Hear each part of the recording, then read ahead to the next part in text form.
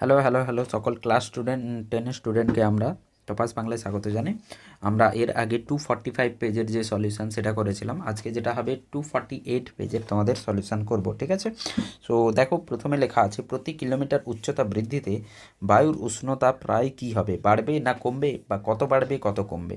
তো ভূপৃষ্ঠের আমরা যদি ওপরের দিকে যাই, উচ্চতা বাড়ার সাথে সাথে কী হয়, চাপ কমতে থাকে। চাপ যদি হ্রাস হয় তাহলে বায়ু কী হবে, চাপ যদি হ্রাস হয় বায়ু তাহলে কী হবে, প্রসারিত হবে, প্রসারিত হলে বায়ু ঠান্ডা হবে, ঠিক আছে? তো চাপ কমলে আয়তন বাড়বে, আয়তন বাড়লে কী হবে, ঠান্ডা হবে, তার মানে ওপর দিকে গেলে উষ্ণতা কমবে।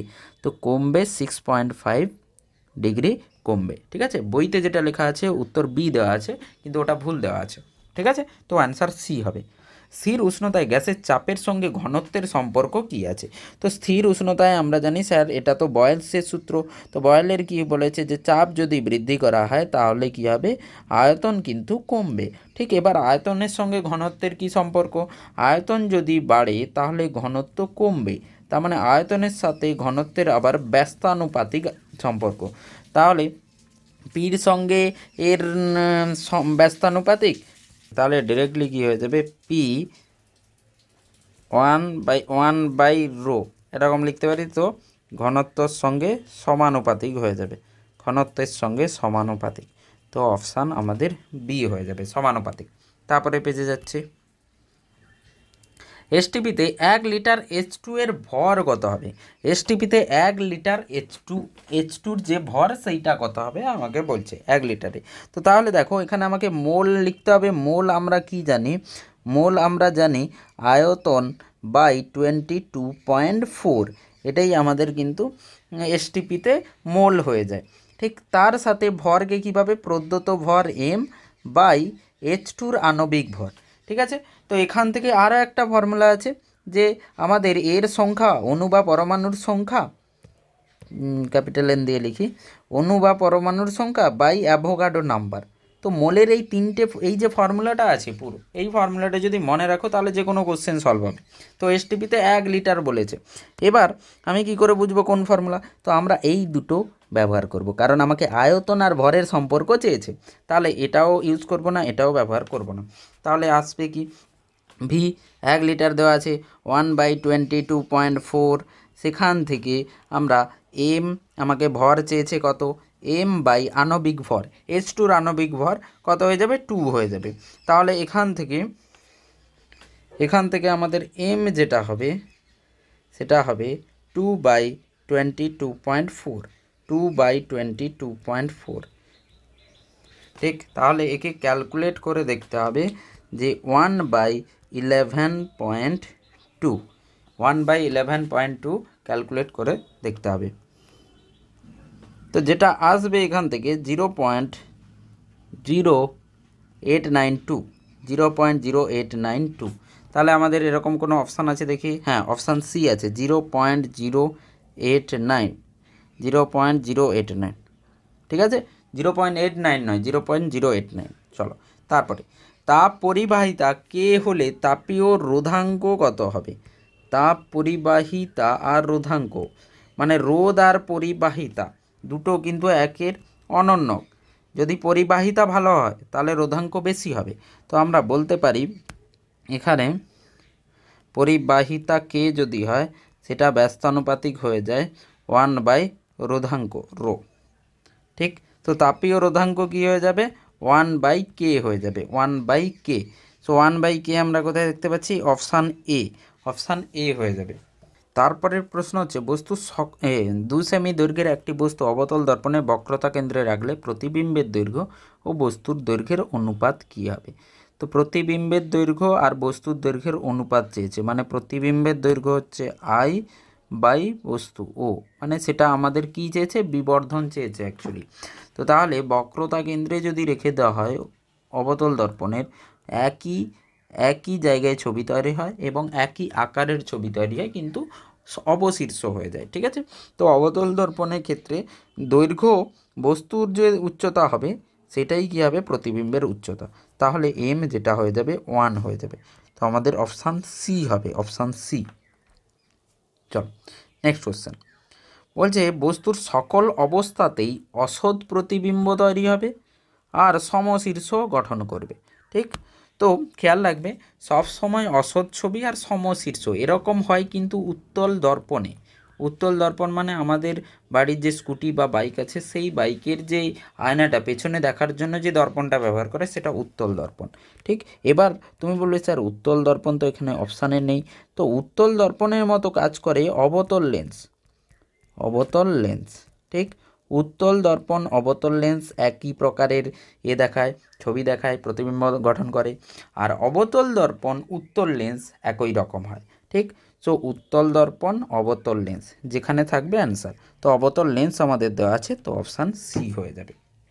চলো তারপর কতগুলো রোধ দেওয়া আছে R1 R2 R3, তিনটি সমান্তরাল সমবায়ে তুল্য রোধ আর হলে নিচের কোনটা হচ্ছে ঠিক হবে। ঠিক, তো আমাকে জানতে হবে যে সমান্তরালে যদি আর লাগানো হয়, সমান্তরালে যদি কোনো রোধ লাগানো হয় তাহলে তাদের যে তুল্য রোধ হবে সব থেকে ছোটোটার থেকে কম হবে, সব থেকে ছোটোটার থেকে কম হবে। ধরে নাও সব থেকে ছোটো কোনটা, R1 হচ্ছে সব থেকে ছোটো, তারপরে R2, তারপরে R3 সব থেকে বড়।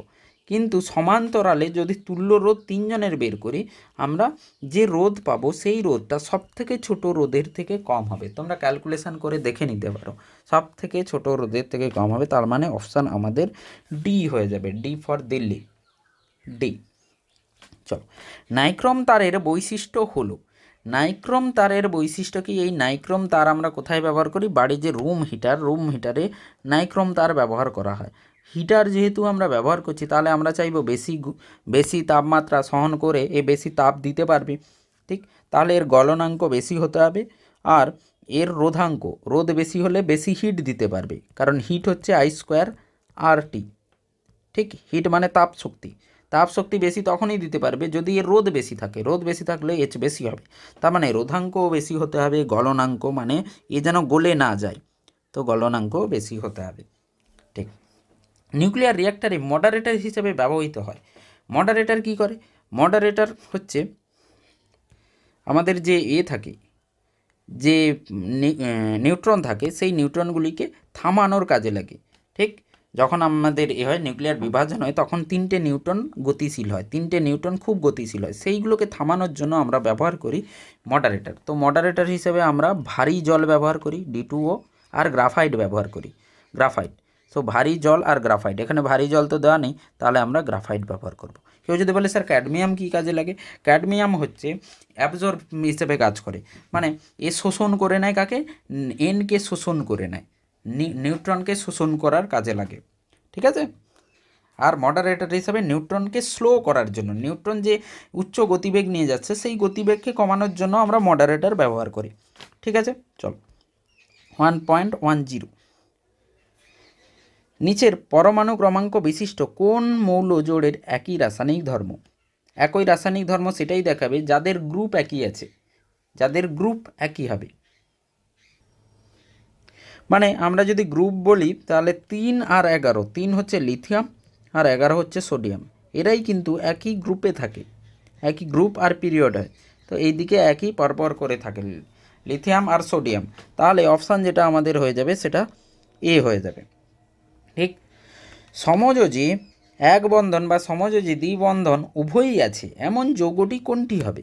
এমন যৌগটি তো হয়ে যায় অ্যালকিন, হয়ে যায় অ্যালকিন। ঠিক আছে, অ্যালকাইন হলে 3টে হয়ে যাবে, অ্যালকিন কি হয়ে যায়? অ্যালকিন হয়ে যায় এভাবে CC আর বাকিগুলো হাইড্রোজেন লাগবে, যেহেতু হাইড্রোজেন সিতে 4টে বন্ড তৈরি হতে হবে, বন্ধন তৈরি হতে হবে, তাহলে 2টো হাইড্রোজেন লেগে যাবে। তাহলে এখানে আমার এক বন্ধন এক বন্ধন, এটা এক বন্ধন এক বন্ধন এক বন্ধন এক বন্ধন, কিন্তু আমাদের দ্বিবন্ধন কোনটা আছে? দ্বিবন্ধন হচ্ছে এই মাঝেরটা, এইটার দ্বিবন্ধন। তো এক বন্ধন দ্বিবন্ধন দুটোই আছে, এমন হচ্ছে আমাদের ডি হয়ে যাবে, ডি C2H4। তারপরে প্রশ্ন হচ্ছে তড়িৎ বিশ্লেষণের ক্ষেত্রে কোনটি ঘটে? তড়িৎ বিশ্লেষণের ক্ষেত্রে কোনটি ঘটবে? ধরে নাও আমার এভাবে ব্যাটারি লাগানো আছে, তাতে কি হচ্ছে পজিটিভ, পজিটিভ তো অ্যানায়নকে টানবে, তাহলে এটাকে অ্যানোড বলা হবে, অ্যানায়নকে যে টানে অ্যানোড। আর এই পাশে নেগেটিভ, এপাশে নেগেটিভ, যেটা ক্যাথোডকে টানবে, ক্যাথোড মানে যেটা পজিটিভ চার্জকে টানবে সেটাকে ক্যাথোড বলবো, নেগেটিভ চার্জকে যে টানবে সেটাকে কি বলবো আমরা, অ্যানোড বলবো। ঠিক আছে, তো অ্যানোড কি করছে, ইলেকট্রনকে সংগ্রহ করছে, ইলেকট্রন গিয়ে ওর মধ্যে কিন্তু ঢুকে যাবে। তো অ্যানোড নিজেই ইলেকট্রন নিচ্ছে, নিজেই কি হচ্ছে, রিডিউস হচ্ছে। ঠিক আছে, তো অ্যানোড ইলেকট্রন অন্য থেকে নিয়ে নিচ্ছে, মানে সেই মৌলকে কি করছে অ্যানোড, অ্যানোড কী করছে, সেই মৌলকে কী করছে, জারণ করছে। ঠিক আছে, তো জারণ হচ্ছে অ্যানোডে। ধর না কোনো একটা মৌল আছে H2O,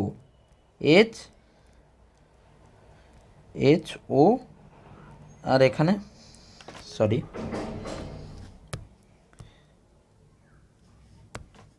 সো OH আর H, তো এর কাছ থেকে ইলেকট্রন, H2ওর কাছ থেকে ইলেকট্রন কে নিয়ে নেবে, অ্যানোড নিয়ে নেবে। তাহলে H2ওকে কী করবে, অ্যানোড কী করবে, জারণ করবে।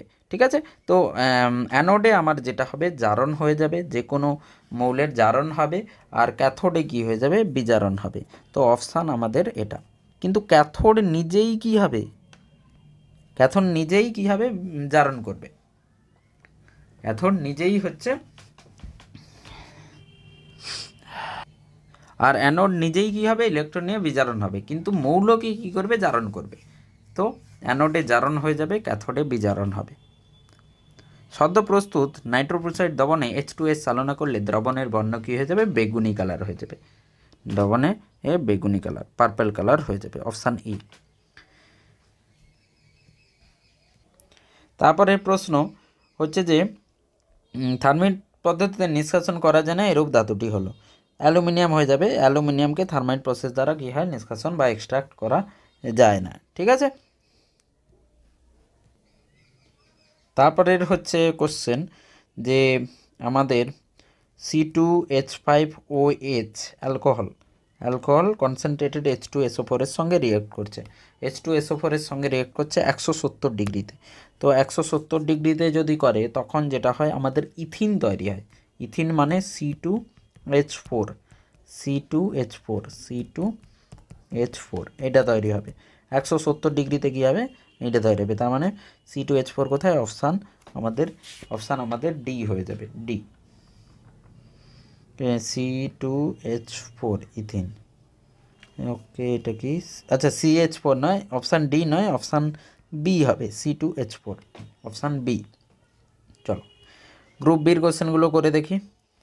ওজোন গ্যাসের ঘনত্ব কোন এককে মাপা হবে, ওজোন গ্যাসের যে ঘনত্ব হবে ডিউতে মাপা হয়, ডবসন ইউনিট, ডিইউ,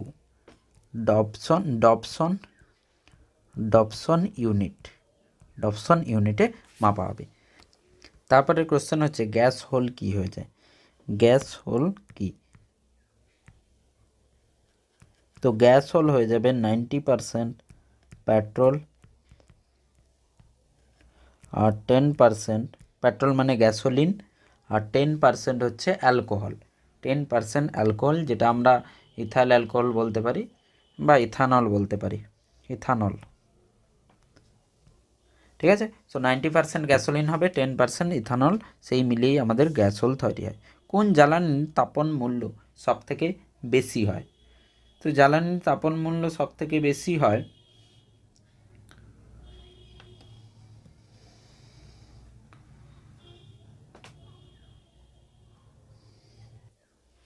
তাপন মূল্য বেশি হয়ে যায় হাইড্রোজেনের, তাপন মূল্য বেশি হবে হাইড্রোজেনের কত হয়ে যায় তাপন মূল্য, 150 জুল, প্রায় 1 কেজিতে। 1 কেজি দহন করলে হাইড্রোজেন, তাহলে আমরা 150 জুল পেয়ে যাব। ঠিক, তারপরে পিভি ইকুয়ালস টু WMRT সমীকরণে এম এর একক কী হয়ে যাবে, খুবই সহজ ব্যাপার, পিভি ইকুয়ালস টু আমাদের এনআরটি হয়, পিভি ইকুয়ালস টু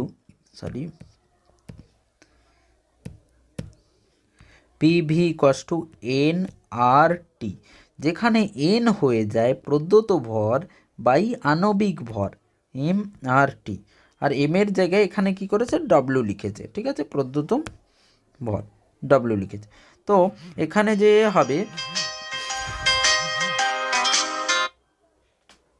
তো এখানে যেটা হবে W আর M আছে আমাদের, W আর M আছে, তো এখানে এমটা কি হয়ে যাবে, আমাদের ভর হয়ে যাবে, মানে আমরা গ্রাম, এম এর একক কি করতে পারি, সিজিএসে গ্রাম লিখতে পারি। সিজিএসে গ্রাম না হলে এসআইতে কেজি লিখতে পারি। সিজিএসে গ্রাম না হলে এসআইতে কেজি লিখতে পারি। তারপরে কোশ্চেন হচ্ছে গ্যাস অণুর গ্যাস অণুর গতিশক্তির সঙ্গে পরম উষ্ণতার সম্পর্ক কী হয়। তো গ্যাস অণুর যে গতিশক্তি হয়ে যায় সেই গতিশক্তি সমানুপাতিক হয়ে যায় টির, মানে পরম উষ্ণতার সমানুপাতিক হবে। সো 2.4 সমানুপাতিক লিখব। আদর্শ পরিবাহীর তাপ পরিবাহিতার মান কত। তাপ পরিবাহিতা তো হয়ে যায় 1/, রোধাঙ্ক, তাপ পরিবাহিতাঙ্ক 1/, রোধাঙ্ক ব্যস্তান, মানে রোধাঙ্কের ব্যস্তানুপাতিক, যে যার রোধ বেশি হবে, রোধাঙ্ক আমরা লিখতে পারি। এটা কোনো কোনো বইতে 1/, সিগমাও লেখা থাকতে পারে। তো যার সিগমা কী হবে, বেশি হবে বা কম হবে, যার রোধাঙ্ক কম, যার রোধ কম, তার পরিবহন ক্ষমতা বেশি, তার কে বেশি হবে। তো সিগমা যদি কম হয় কে বেশি হবে। ঠিক, এবার যে কোনো আদর্শ পরিবাহী হলে তার পরিবহন ক্ষমতা, তার রোধাঙ্কটা আমরা কী হবে, 0 ধরতে পারি। ঠিক আছে, তো রোধ আমরা 0 ধরতে পারি। তো রোধ যদি 0 হয় তাহলে পরিবাহিতার মান অসীম হয়ে যাবে, 1/0 অসীম। তো 1/0 হলে অসীম হয়ে যাবে, তো আদর্শ এর অসীম হয়ে যাবে, আদর্শ পরিবাহী তার পরিবাহিতার মান অসীম। গ্যাসের আয়তনের প্রসারণ গুণাঙ্ক কত। গ্যাসের আয়তন প্রসারণ, গ্যাস যখন প্রসারণ করে V equals to V naught 1 + T/273 হয়, T/273। তার মানে আয়তন প্রসারণ গুণাঙ্ক, এইটা আমাদের আয়তন প্রসারণ গুণাঙ্ক হয়ে যাবে, এই যে 1/273। তো 1/273 পার ডিগ্রি সেলসিয়াস, পার ডিগ্রি, বা অর দিয়ে তুমি পার কেলভিন ইনভার্স লিখতে পারো। ঠিক আছে, চলো। উত্তল লেন্সে চাঁদের প্রতিবিম্ব কোথায় গঠিত হবে।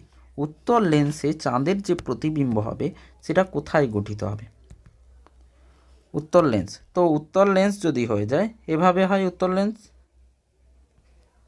চাঁদ, মানে চাঁদ থেকে যে আলোকরশ্মি আসছে সেটা তো সমান্তরাল আলোকরশ্মি আসছে, তাহলে যেটা তৈরি হবে সেটা কোথায় হবে, মুখ্য ফোকাসে।